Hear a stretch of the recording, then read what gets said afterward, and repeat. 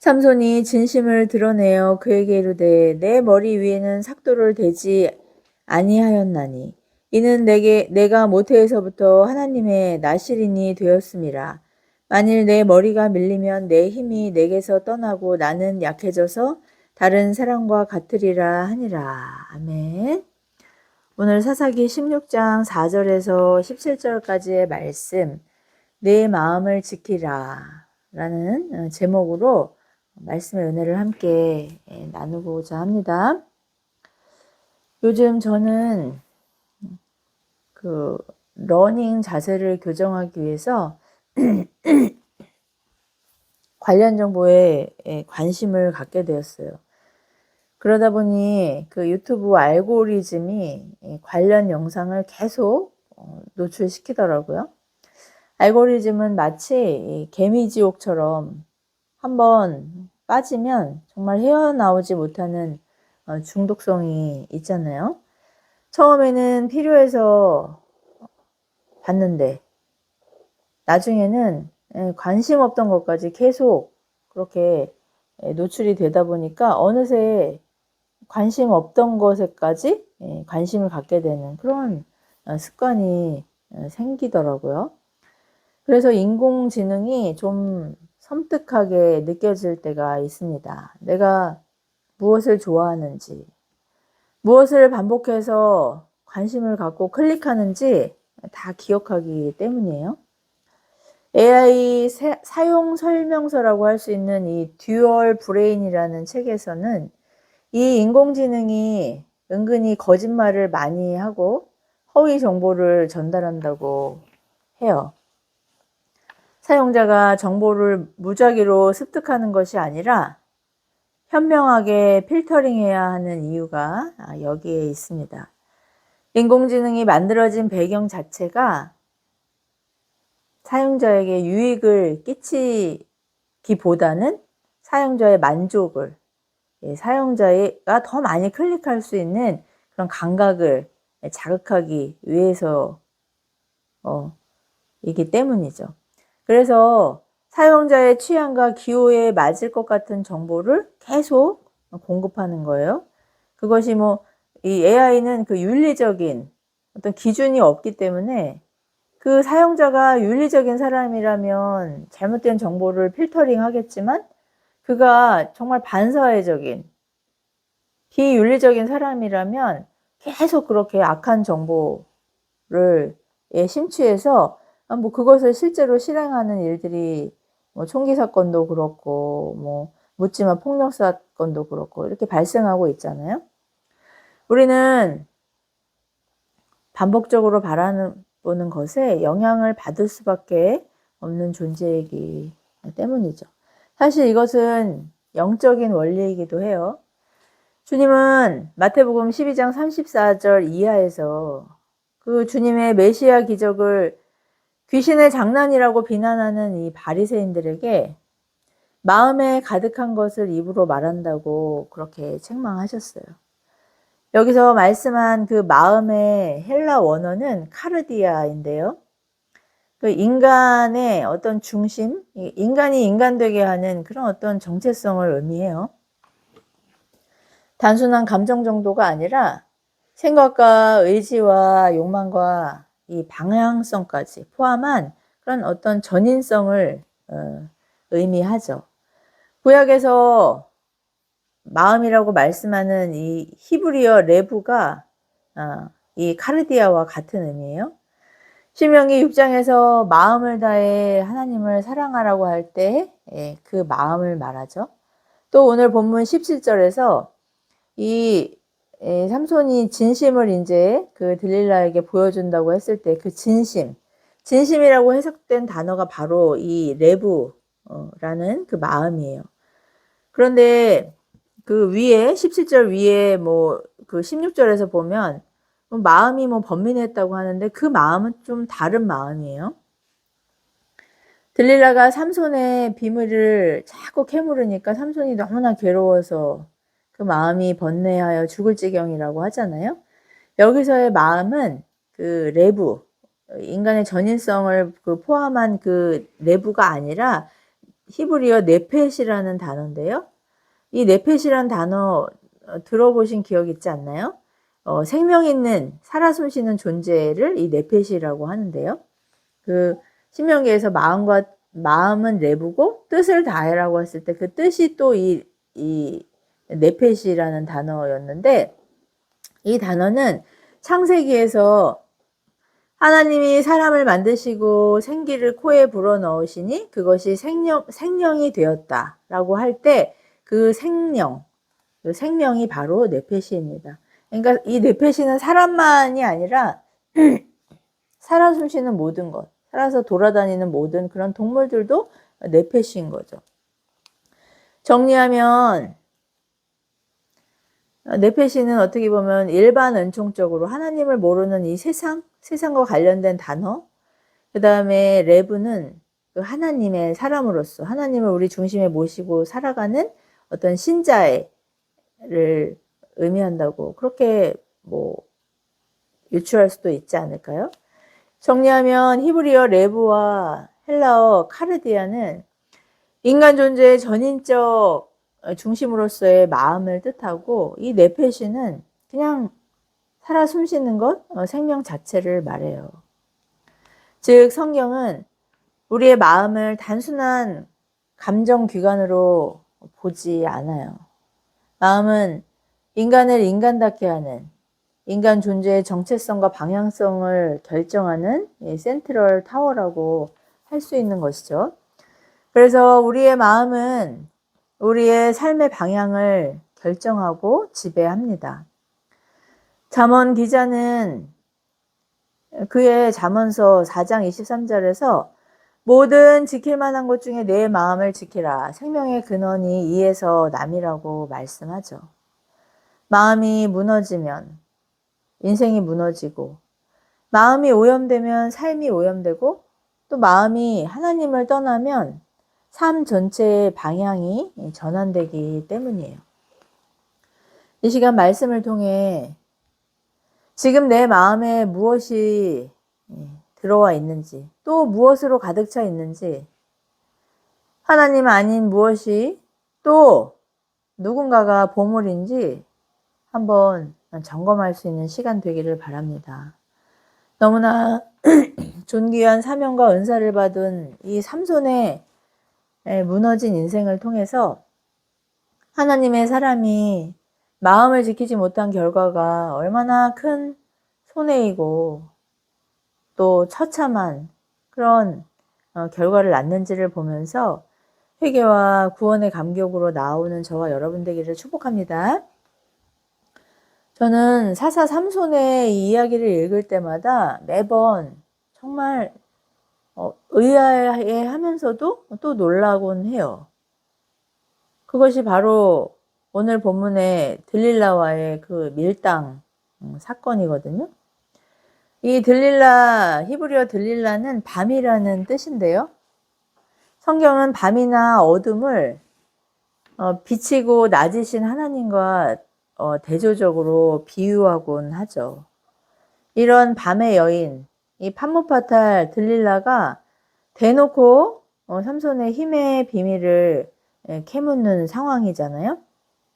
이건 여러분, 우리가 조금이라도 상식이 있는 사람이라면 바로 이것이 지금 굉장히 위험한 상황이구나 라는 그런 경고음이 울려야 되는 그런 질문들을 들릴라가 하고 있는데도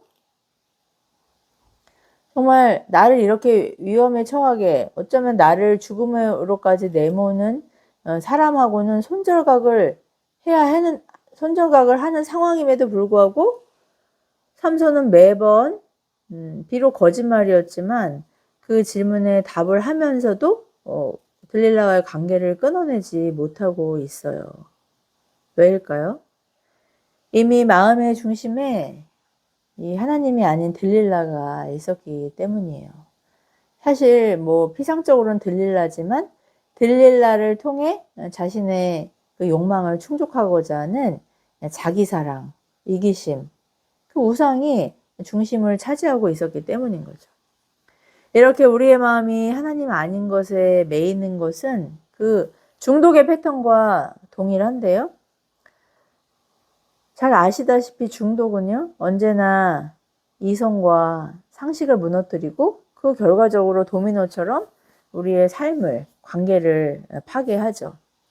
몇 년 전 큰 화제가 되었던 이 도둑맞은 집중력이라는 책에서 인간의 뇌가 자극적인 것에 반복적으로 노출될수록 집중력을 잃고 합리적인 선택이나 이성적인 판단이 어려워진다고 해요.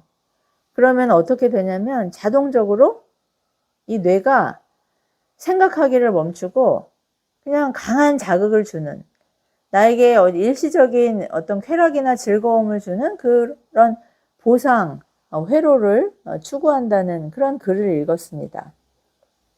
우리의 뇌에는 우리가 무슨 일을 했을 때 어떤 성취감을 얻든지 뭐 어떤 고통 가운데 있다가 정말 그 달콤한 결실을 맞을 때 정말 쾌락 호르몬이 이렇게 나오는데 그걸 이제 보상 회로라고 하는데, 우리가 피곤하거나 지치거나 어떤 스트레스를 많이 받으면 자동적으로 이 뇌가 이 보상 회로 쪽으로 전환을 한다고 해요. 강한 자극을 원하게 된다는 것이죠. 그래서 중독은 단순한 습관이 아니라 이 마음의 방향이 길을 잃고 무너진 상태라는 거죠.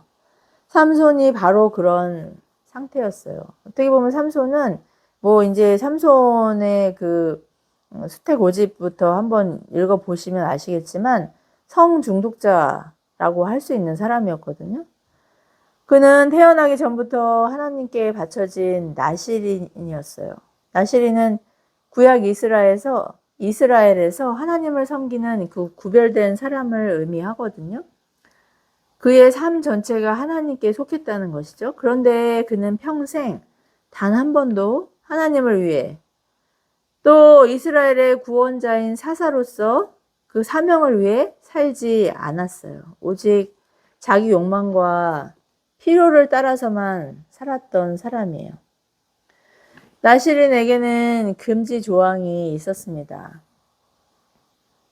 부정한 것을 만지면 안 되었죠. 예를 들면 뭐 죽은 사람이나 어떤 시체 이런 것들을 만지면 안 되었었는데 그는 개의치 않았어요.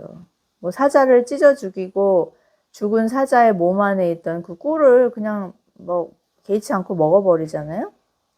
또 성적 욕망을 절제하지 않았죠. 블레셋 여자들이 자기 마음에 들면 그냥 예쁜 여자만 보면 그것이 뭐 창녀든 누구든 개의치 않고 관계를 맺었어요.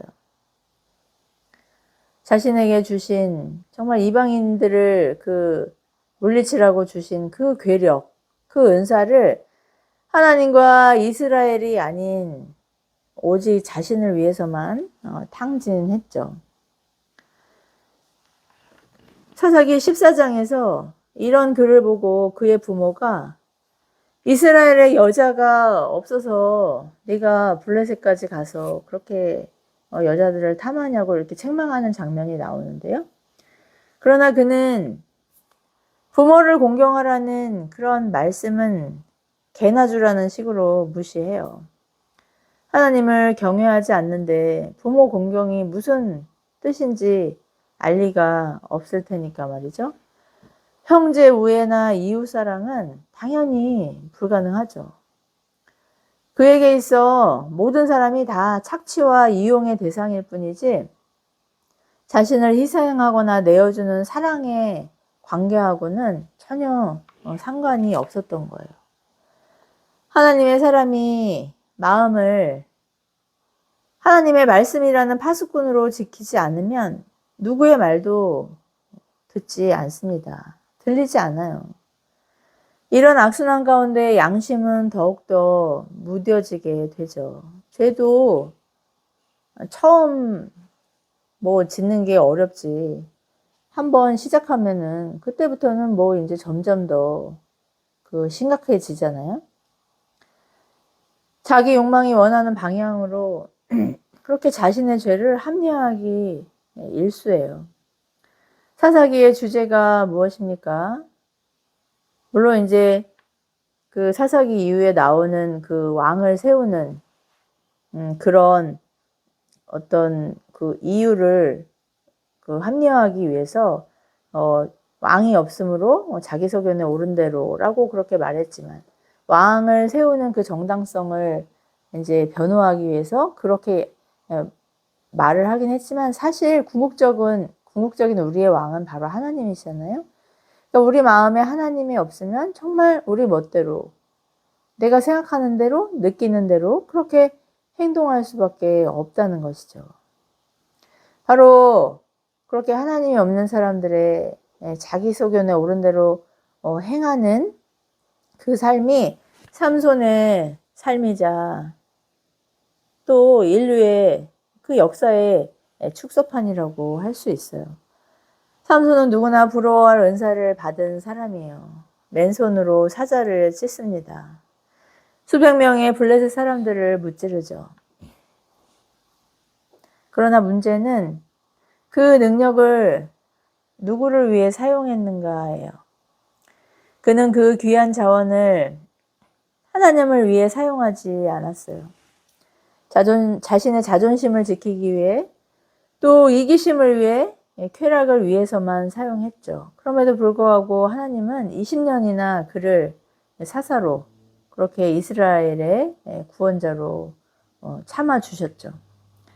은사는 하나님의 선물이에요.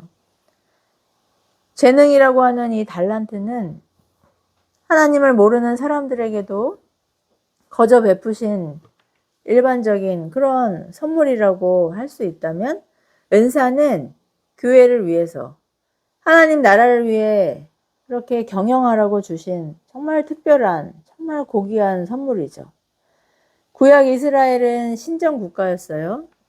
하나님을 왕으로 그렇게 섬기는 국가였잖아요. 이스라엘 나라가 지금의 신약 교회와 같았고 또 하나님의 나라였습니다. 그러나 삼손은 그 은사를 자기 것이라고 착각했어요. 우리는 어떻습니까? 재능도, 우리의 건강도, 정말 우리의 물질도, 우리의 직분도 모두 하나님이 맡기신 선물이라고, 하나님 것이라고 그렇게 생각하고 경영하고 있나요? 우리가 이것을 늘 기억하지 않으면 어느 순간 내 것이라고 착각하게 되고, 그런 착각 가운데 이 재능을 남용하고 오용하는 게 그게 이치예요. 그러면 그 은사가 곧 우상이 되는 것이죠. 하나님보다 은사를 더 의지하고 신뢰하고 사랑하게 돼요. 그리고 자랑하게 되죠. 하나님을 자랑해야 되는데 은사를 자랑하게 돼요. 결국 하나님 없이도 살 수 있다고 독립선언을 하게 돼요.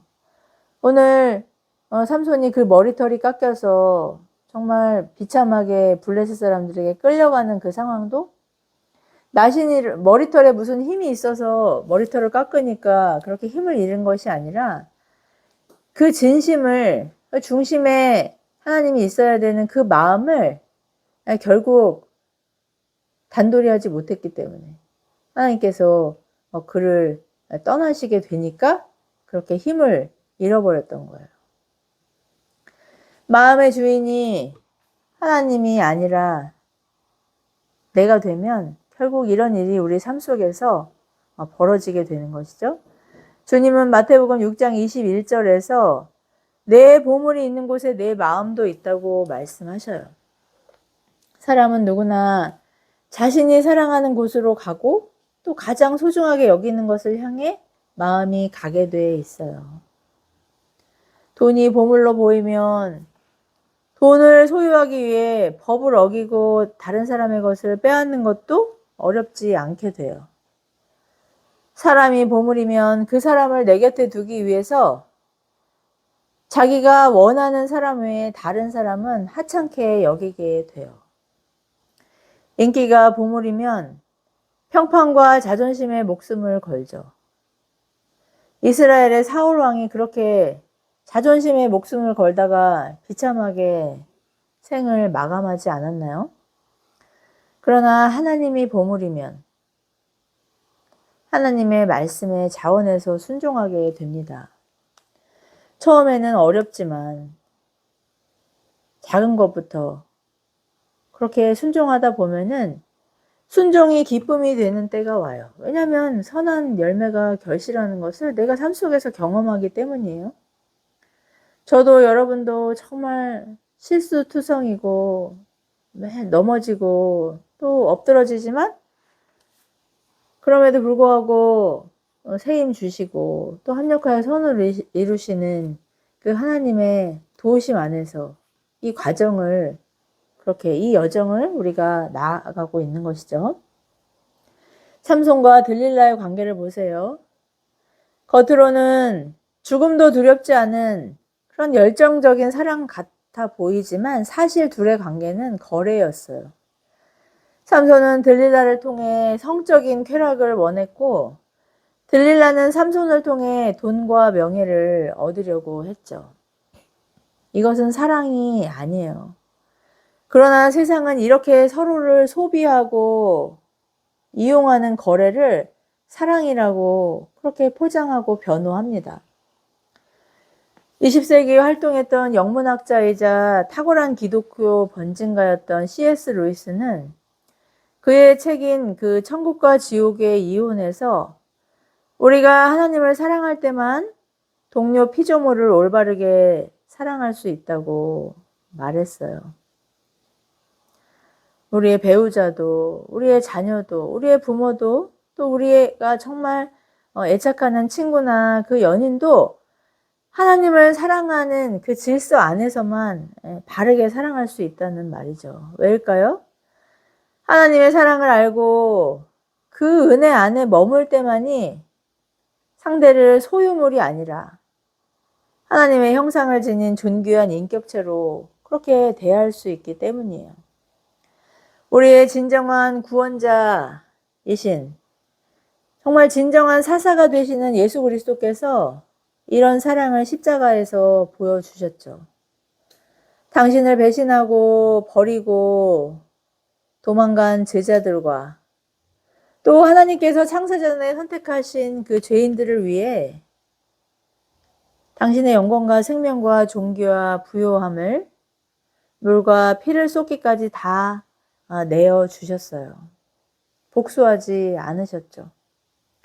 이런 사랑을 모르고 또 내게 없는데 있다고 착각하는 그런 이기심으로 상대방을 사랑하려고 하면 결국 이용하게 되는 거예요. 우리 안에 선한 것이 하나도 없다고 하나님이 그렇게 판결하셨잖아요. 지금 우리는 고스란히 하나님의 말씀대로 돌아가는 세상을 경험하고 있지 않습니까? 우리는 정말 소중하다고 생각하는 그런 관계조차 소비하고 있어요. 필요하면 가까이 하지만 필요 없어지면 버려요. 마음에 하나님이 없으면 우리는 구약 이스라엘의 역사적인 기록을 보듯이 자식도 잡아먹을 수 있는 타락한 정말 구제불능의 그런 죄인들이기 때문이에요. 삼손은 누구보다 강했습니다. 그러나 마음을 지키지 못했기 때문에 그 중심에 하나님이 계시지 않았기 때문에 모든 것을 잃어버렸죠. 결국 하나님께서 성령을 거두셔요. 그는 블레셋에게 붙잡혀 두 눈이 뽑히고 이방 신전에서 맷돌을 돌리는 볼거리로 전락합니다. 얼마나 비참해요? 그리스도인이 맛 잃은 소금이 되면 아무데도 쓸데없어서 밖에 버려져서 사람들에게 짓밟힌다고 주님이 경고하셨잖아요. 한때 이스라엘의 영웅이었던 삼손이 이방 신전에 그 놀이개로 전락한 거예요. 죄는 처음에는 달콤해요. 정말 즐겁습니다. 그러나 결국은 사람을 노예로 만들어요. 사탄은 처음부터 삼손의 힘을 뺏으려고 하지 않았어요. 도리어 마음껏 그 재능과 은사를 자랑하도록 판을 벌여주기까지 했어요. 왜냐하면 사탄의 목표는 언제나 마음이기 때문이에요. 그 중심을 정복하면 다음은 차례로 도미노처럼 무너지는 것이 이치라는 것을 사탄도 알고 있기 때문이죠. 전쟁에서 졸병들끼리 백날 싸우는 것보다 대장을 사로잡는 것이 승리의 전략이듯이 말이죠. 그래서 사탄은 언제나 우리의 중심인 하나님이 거하시는 마음을 공격해요. 삼손이 어리석게도 이 전략에 넘어가서 마음을 지키지 않으니까 댐이 터지면 물이 쏟아지듯이 그렇게 삶이 무너진 것이죠. 그래서 인생의 희노애락을 누구보다도 정말 강렬하게 경험한 솔로몬은 그의 잠언 4장 23절에서 모든 지킬 만한 것 중에 네 부귀 영화를 지켜라, 네 건강을 지켜라, 응? 라고 말하지 않고 뭐라고 말해요? 마음을 지키라고 말씀하잖아요. 우리는 건강보다 성취보다 관계보다 먼저 마음을 지키고 있습니까? 마음이 하나님께 붙어 있는지 점검할 수 있길 바랍니다. 그런데 놀라운 일이 벌어졌어요. 평생을 자기가 원하는 대로 정말 자기 마음대로 거침없이 하고 싶은 거 다 하고 살았던 삼손이 마지막 순간에 하나님을 찾습니다. 주 여호와여 나를 기억하옵소서. 히브리서 기자는 그의 믿음장인 11장 32절에서 이런 글을 믿음의 증인들 가운데 한 사람으로 그렇게 올려놓고 있어요. 우리는 이를 통해 구원의 감격을 회복하게 돼요. 구원이 우리의 어떠함 때문이 아닌 하나님의 전적인 은혜임을 재차 확신하기 때문이죠. 그러나 이것을 오해해서 맘대로 살다가 마지막에 회개하면 된다라고 하는 사람은 아마 우리 중에 없을 거라 믿습니다. 삼손은 구원받았지만 결코 아름다운 신앙의 본이 되는 사람이 아니잖아요. 반면교사라고 할 수 있죠. 솔로몬 왕처럼 삼손도 이렇게 살면 안 된다. 그럼에도 불구하고 하나님은 선하시다. 라는 이 진리의 역설적인 증인인 것이죠. 베드로후서 2장 5절 이하에서 사도는 노아의 가정 외에 모든 인류가 홍수 심판으로 멸망한 것과 또 소돔과 고모라의 불심판은 경건치 않은 사람들의 본을 우리에게 반면교사로 보여주기 위한 경고의 메시지라고 그렇게 말씀해요. 신자가 그걸 알면서도 세상을 따라 살다가 수치스러운 구원을 받으면 안 된다고 그렇게 경고한 것이죠. 삼손은 눈이 뽑히고 모든 것을 잃고 부끄러운 흔적만을 남겼습니다. 하나님은 그런 글을 통해 우리에게 말씀하시죠. 은혜를 낭비하지 말아라. 마음을 지키는 것이 가장 중요하다. 아니면 모든 것이 무너진다고요? 그러나 말씀에 순종할 능력도 자신도 없는 연약한 우리에게 동시에 소망을 주셔요. 언제라도 회개하고 돌아오면 받아주시겠다고요. 마치 그런 죄가 없었던 것처럼 우리를 용서하시고 사랑하시겠다고요. 삼손이 바로 그 은혜의 증인이에요. 사랑하는 성도 여러분, 마음을 지킨다는 것은 무슨 의미일까요? 단순히 나쁜 생각 안 하고 좋은 습관을 갖는 것만을 말하는 게 아닙니다. 우리의 마음에 우리의 삶 속에 말씀을 가득 채운다는 그런 의미예요. 히브리서 4장 12절은 하나님의 말씀이 살아있고 생명력이 있고 능력이 있다고 그렇게 선언하고 있습니다. 이 진리를 확신하면서 이 진리를 늘 기억하면서 말씀을 읽고 상고하고 암송하고 삶 속에서 실천하는 것이죠. 왜일까요? 사람은 마음에 가득한 대로 말하고 행동하기 때문이에요. 저 또한 말을 많이 하면 말실수를 해요. 사람들을 만나고 난 후에 집에 오면 아, 오늘도 내가 너무 내 말만 많이 했구나. 늘 후회하는 사람 중에 하나예요. 그런데 실수로 말했다고 그렇게 핑계대지만 사실 제 마음에 그런 가치와 판단과 생각이 가득하기 때문에 실수를 통해 그냥 그 말이 가득한 것이 툭 튀어나오는 것이죠. 당신이 먹는 음식이 곧 당신의 몸이다라는 말이 있듯이 말이 곧 그 사람이다라고 주님은 말씀하셨어요. 누가복음 6장 45절에서 마음에 선을 쌓으면 선을 내고 악을 쌓으면 악을 낸다고 하셨잖아요. 마음에 무엇이 채워져 있느냐에 따라 우리의 삶의 방향도 결정되는 것이죠. 세상 것을 쌓으면 세상하고 똑같은 허무한 게 나와요. 향락을 쌓으면 향락적인 관계와 소비가 양산돼요. 말씀을 쌓으면 순종할 능력을 얻어서 나를 살리고 또 공동체를 살리고 이웃을 살리는 그런 선한 열매가 결실하는 것이죠. 마음을 방치하지 말고 말씀으로 지키는 것은 선택이 아니라 신자의 존재 방식이자 생존 방식입니다. 알고리즘처럼 세상은 끊임없이 우리의 눈과 마음을 빼앗으려고 정말 치열하게 유혹해요. 우리는 그 유혹을 우리의 힘으로, 우리의 지식으로, 또 우리의 어떤 습관으로 이길 능력이 없어요. 오직 성령의 검이라고 하신 주님의 말씀을 믿고 순종할 때만 세상을 이길 수 있는 것이죠.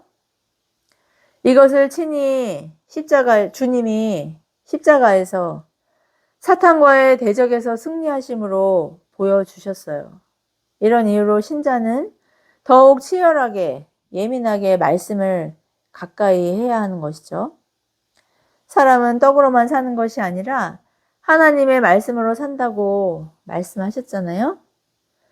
우리는 몸을 살리는 떡도 필요하지만 정말 우리의 중심,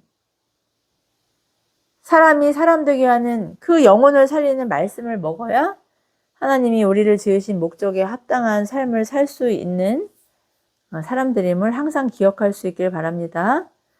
오늘도 말씀으로 마음을 채우고 기도로 마음을 지키고 성령 안에서 마음의 방향을 하나님께 고정해서 하나님과 사람들에게 존귀 여김받는 저와 여러분 되기를 축복합니다. 기도하시겠습니다. 자비로우신 하나님 아버지 은혜를 감사합니다. 우리를 하나님의 말씀이 없이는 살아갈 수 없는 정말 하나님을 갈망하는 예배자들로 불러주시고 또 이 시간 말씀을 통해 더욱더 우리에게 주신 이 말씀을 사랑하고 또 가까이 하고 그 말씀으로 우리의 삶을 채우기를 결단하게 하시니 감사와 찬양드립니다.